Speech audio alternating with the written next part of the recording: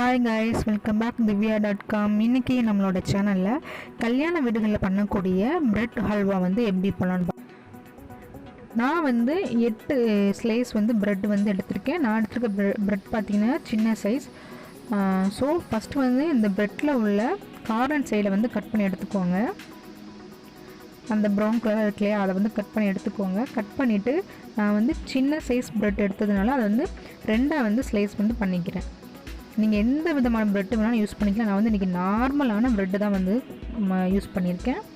இப்போ பார்த்திங்கன்னா ஒரு கடாயில் 1 ஸ்பூன் அளவுக்கு வந்து நெய் விட்டு ஒரு 4-5 முந்திரி பருப்பை வந்து நல்லா ஃப்ரை பண்ணி நம்ம எடுத்துக்க போகிறோம். முந்திரி பருப்பு வந்து நல்லா ப்ரௌன் கலர் ஆனதுக்கப்புறமா நம்ம எடுத்துடலாம்.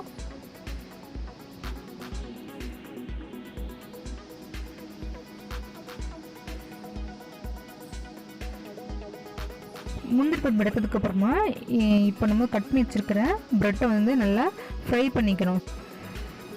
கொஞ்சமாக எண்ணெய் சேர்த்து எண்ணெய் காஞ்சதுக்கப்புறமா நம்ம கட் பண்ணி வச்சுருக்கிற ப்ரெட்டை வந்து எண்ணெயில் போட்டு நல்லா ஃப்ரை பண்ணி எடுத்துக்கப்புறம் நல்லா லைட்டாக கோல்டன் கலரில் வந்து வந்ததுக்கப்புறமா எடுத்துக்கலாம்.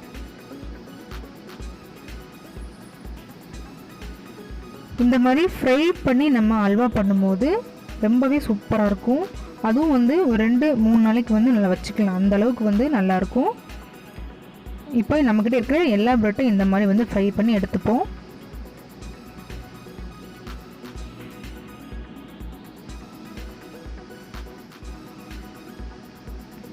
இப்போ சேம் கடாயில் நான் வந்து ஒரு 1/2 கப் அளவுக்கு வந்து ஜீனி சேர்த்துக்கிறேன்.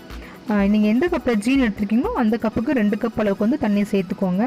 இதுக்கு வந்து பாகு பதம் அதெல்லாம் தேவையில்லை. ஜஸ்ட்டு வந்து ஜீனி கரைஞ்சி கொதிக்க ஆரம்பித்ததுக்கப்புறமா நம்ம வந்து ஃப்ரை பண்ணி வச்சுருக்கிற ப்ரெட்டை வந்து சேர்த்துக்க போகிறோம். ப்ரெட்டை எல்லாத்தையும் சேர்த்துட்டு ஒரு தடவை நல்லா மிக்ஸ் பண்ணிவிட்டு க்ளோஸ் பண்ணி வச்சு அடுப்பை சிம்மில் வச்சுருங்க. நல்லா வெந்து அல்வா பதத்துக்கு வந்துடும்.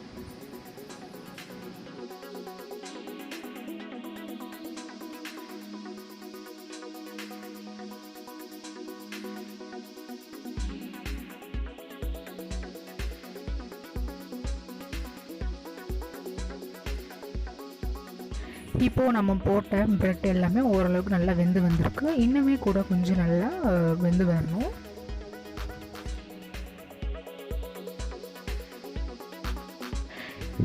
இந்த ஸ்டேஜில் வந்து நீங்கள் ஏலக்காய் தூள் வந்து சேர்த்துக்கலாம். நான் வந்து என்கிட்ட ஏலக்காய் பவுடர் இல்லைன்றதுனால ஏலக்காயில் உள்ள விதைகள் எடுத்து நான் இன்றைக்கி வந்து யூஸ் பண்ணிக்க போகிறேன். ஸோ நான் வந்து ஒரு ஏலக்காயில் உள்ள விதையை எடுத்து இதில் வந்து யூஸ் பண்ணிக்கிறேன்.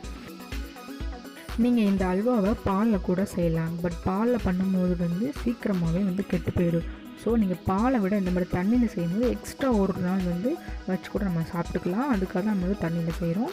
இப்போ பார்த்திங்கன்னா நம்மளோட பிரெட் அல்வா வந்து நல்லா சூப்பராக வந்து ரெடி ஆகிடுச்சுங்க. இந்த டயத்தில் நம்ம ஃப்ரை பண்ணி வச்சுருக்கிற முந்திரி பருப்பை எடுத்து இதில் மேலே தூவிட்டு நம்ம ஸ்டவ்வை வந்து ஆஃப் பண்ணிக்கலாம்.